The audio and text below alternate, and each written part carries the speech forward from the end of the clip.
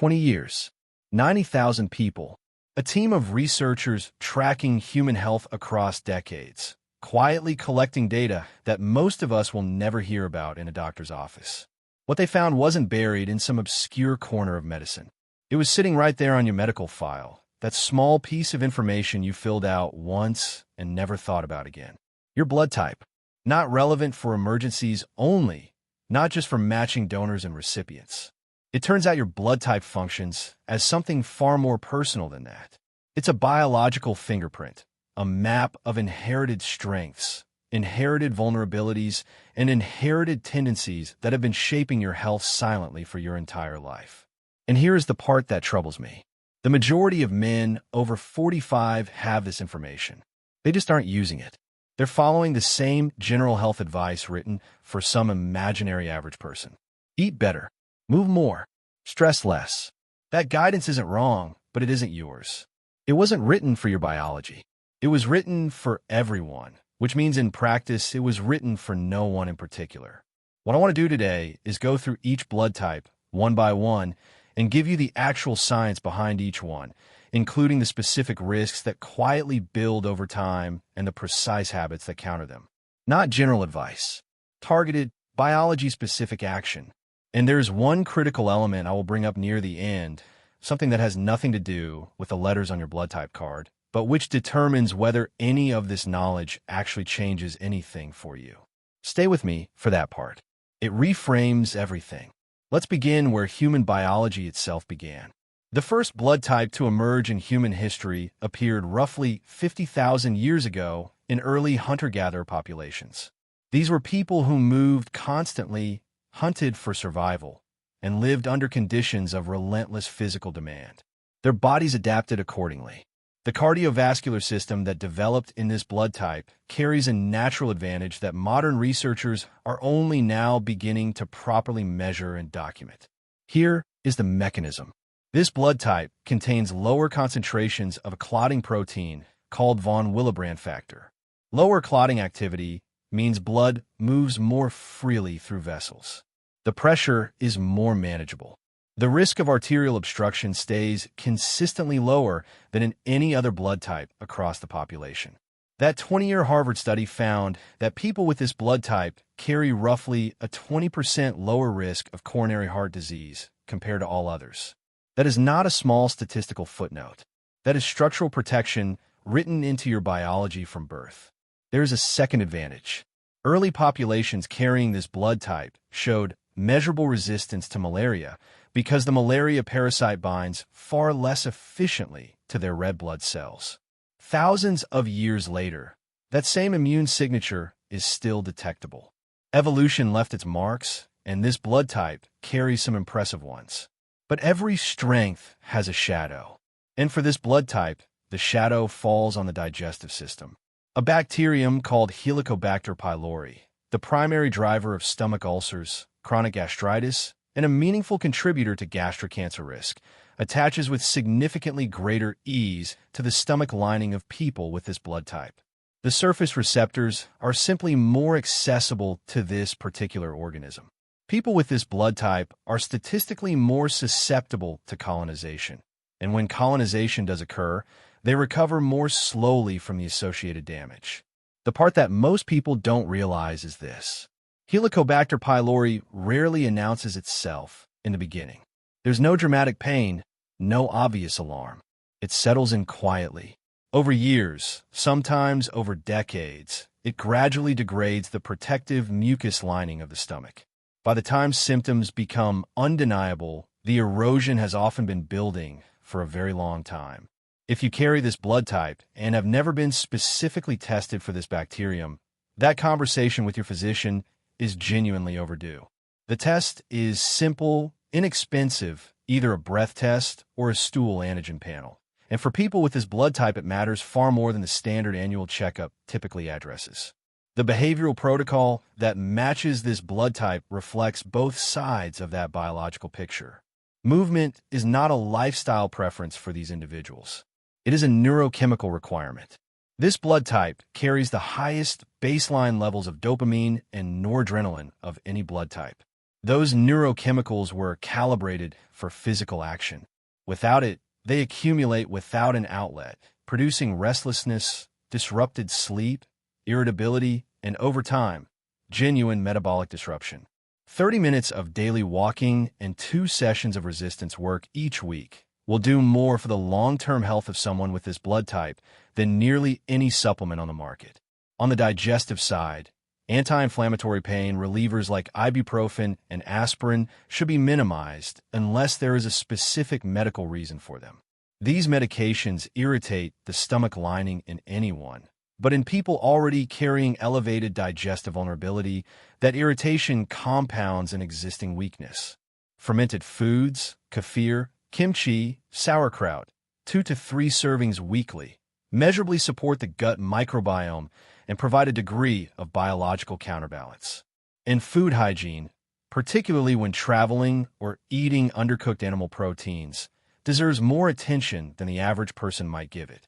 The gastrointestinal recovery window for this blood type is genuinely longer.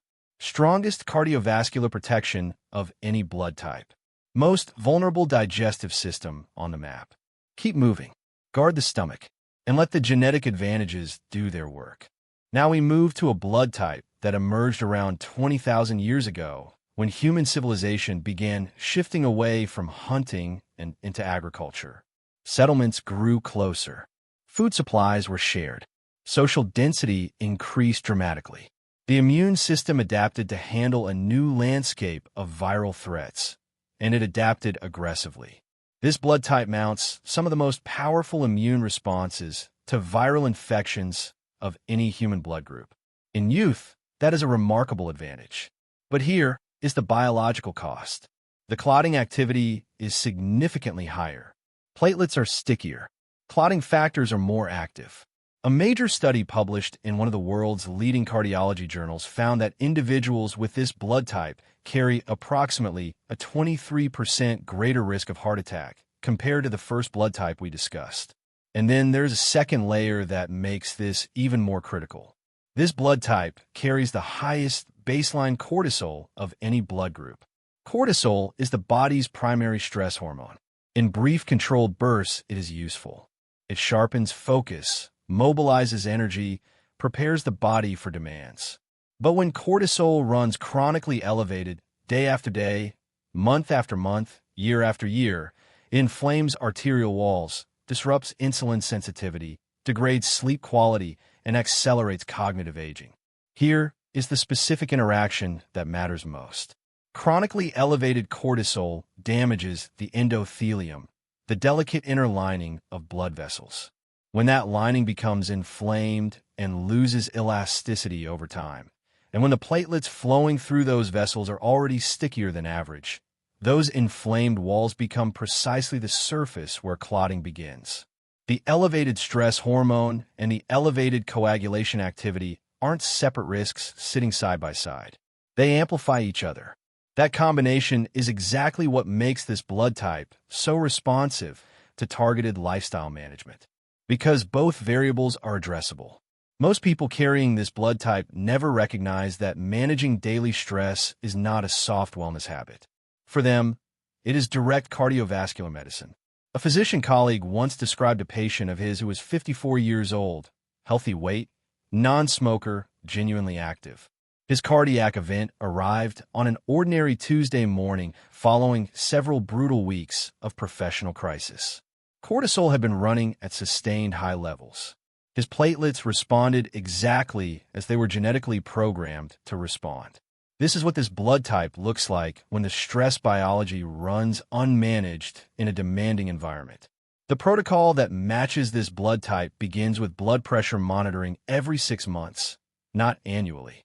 Cortisol-driven vascular pressure builds without announcing itself, and catching the early rise is the entire intervention strategy.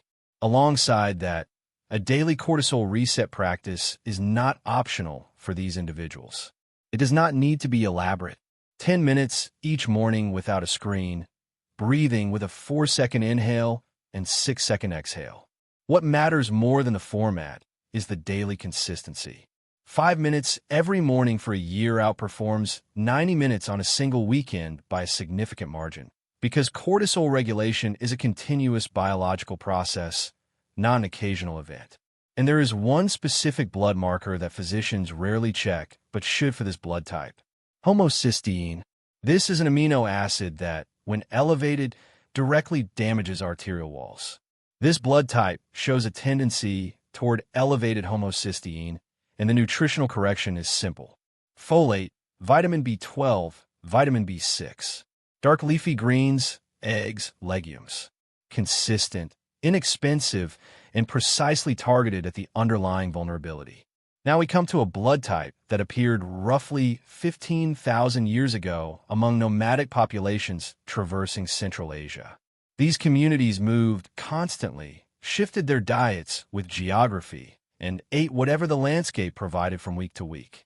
The immune and metabolic systems that evolved in this context developed the broadest dietary and metabolic flexibility of any blood type. Animal proteins, fermented dairy, varied grains, a wide range of plant foods. The body adapted to handle all of it without triggering the inflammatory responses that sometimes accompany those same foods in other blood types. This metabolic versatility is a genuine superpower. But the same immune system that developed such remarkable flexibility carries a significant vulnerability when it is pushed beyond its calibration threshold. It overshoots. This blood type shows statistically elevated rates of autoimmune conditions, situations where the immune system loses its precision and begins targeting the body's own tissue. Rheumatoid arthritis, Hashimoto's thyroiditis, certain inflammatory bowel conditions. These aren't rare edge cases. They appear with notable frequency in men in their 50s and 60s, and they are often dismissed for years because the early signals, fatigue, joint stiffness, mild digestive irregularity, are so easily attributed to normal aging.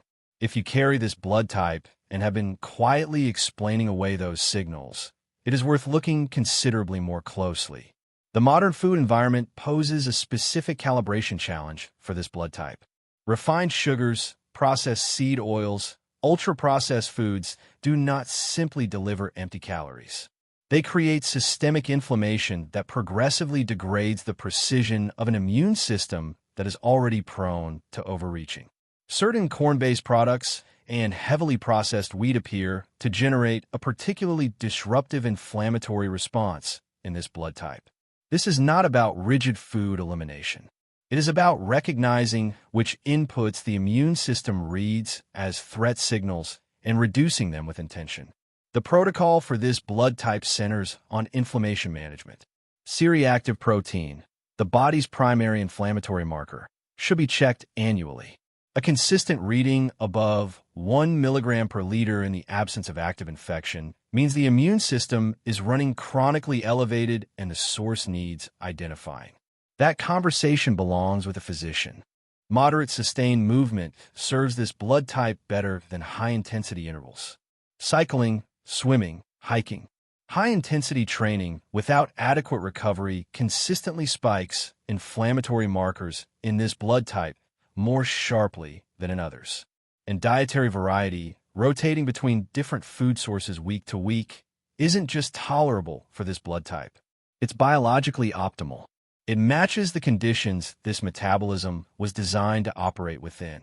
The fourth and most recently evolved blood type appeared roughly 1,000 years ago, emerging from the mixing of two earlier populations. In evolutionary terms, that is extraordinarily recent. It inherited immune tolerance from both parent populations and carries genuinely protective qualities against certain gastrointestinal and gastric cancers. But it also carries the most urgent neurological warning of any blood type, particularly for anyone watching this over the age of 50. Research shows that individuals with this blood type carry an 82% higher statistical risk of cognitive decline and memory impairment compared to the oldest blood type. 82%. The mechanism behind that number is called cerebral microcirculation. The coagulation profile of this blood type creates subtle, cumulative changes in blood flow through the brain's smallest vessels over decades. Not large visible blockages. Micro-level changes building silently in vessels narrower than a single human hair, year after year, across the regions responsible for memory formation and executive function. This is the biology behind small vessel disease, one of the primary drivers of age-related cognitive decline. And the most important thing to understand about small vessel disease is that it shares its solution with cardiovascular disease. Every single habit that protects your heart's blood vessels also protects your brain's blood vessels. Blood pressure control, blood sugar regulation, cholesterol management. For this blood type, these are not just cardiac strategies. They are cognitive protection. Omega-3 fatty acids, specifically DHA, directly support cerebral blood flow and reduce neuroinflammation. DHA integrates into the membrane of neurons, keeping those membranes fluid and responsive. When DHA levels are low, neuronal communication degrades, and the inflammatory signals that contribute to small vessel damage meet less resistance. 2 servings of fatty fish per week or a quality fish oil supplement discussed with a physician targets the specific vulnerability of this blood type with precision. Sleep for this blood type is not a wellness recommendation. It is a neurological necessity. During deep sleep, the brain's internal clearing system activates and removes amyloid proteins, the deposits associated with Alzheimer's disease. When sleep falls consistently below 6 hours, that clearing process does not complete. The residue accumulates. Long-term studies show accelerated cognitive markers in people with this blood type who consistently sleep under 6 hours. 7 to 8 hours every night is not a luxury for these individuals. It is their single most important daily health behavior. And cognitive challenge, genuine intellectual challenge, learning a new language, mastering an instrument, sustained analytical reading, builds what researchers call cognitive reserve. Neurological redundancy created through real mental effort that compensates for the subtle circulation changes this blood type may generate over time. Now, there is one final piece of the biological picture that roughly half of all blood type discussions skip entirely. The symbol after your blood type letter, positive or negative. The Rh factor. Approximately 85% of people are Rh positive. The remaining 15% are Rh negative, and the distinction carries real physiological meaning. Rh positive individuals appear to carry slightly higher baseline resistance to certain persistent ancient infections. The Rh antigen plays a meaningful role in how the immune system identifies long-standing pathogens. For Rh negative individuals, the research points to a subtly different cytokine profile, meaning the immune system's chemical communication operates at a different baseline calibration. This is not a question of stronger or weaker. It is a question of different.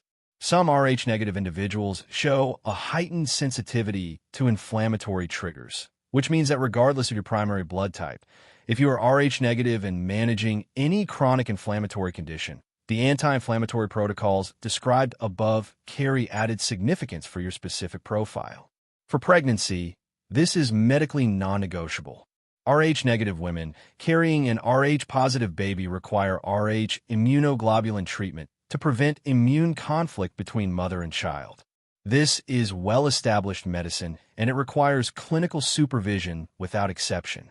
Know your complete blood type, not just the letter, the Rh factor as well, and ensure your physician has both documented. Now I need you to hear this final part with real attention, because this is where most health content, including content about blood type, completely misses the point. Everything shared here is statistically real. It comes from large, peer-reviewed, long-term population studies. The cardiovascular advantage of the oldest blood type, the cortisol-driven cardiac risk of the second, the autoimmune tendency of the third, the cognitive risk profile of the fourth. These patterns are documented across tens of thousands of individuals over decades of research. But those same studies reveal something equally important. For a substantial portion of people, blood type alone predicts almost nothing about individual outcome. Genetics determine the terrain. Behavior determines what grows there.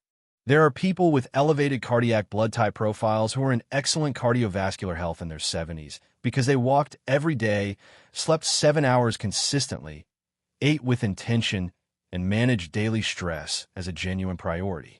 Their stickier platelets never became a clinical problem.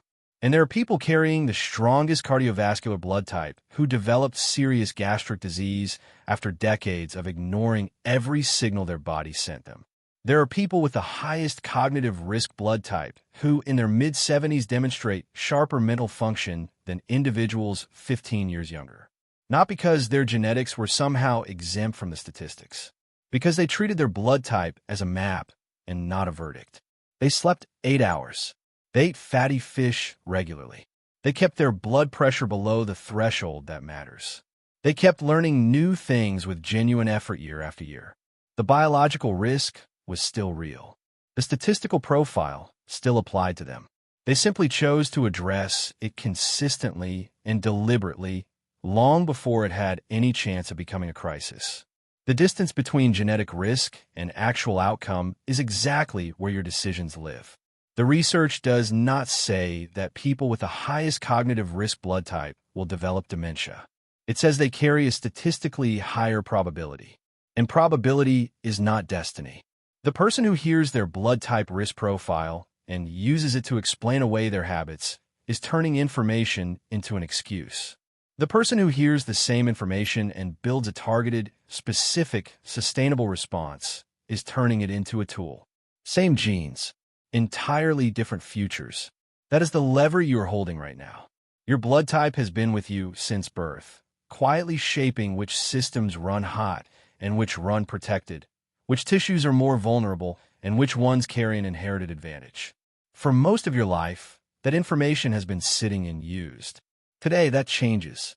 You now have a biological map, not a prediction, a map. And maps only matter when you choose to use them.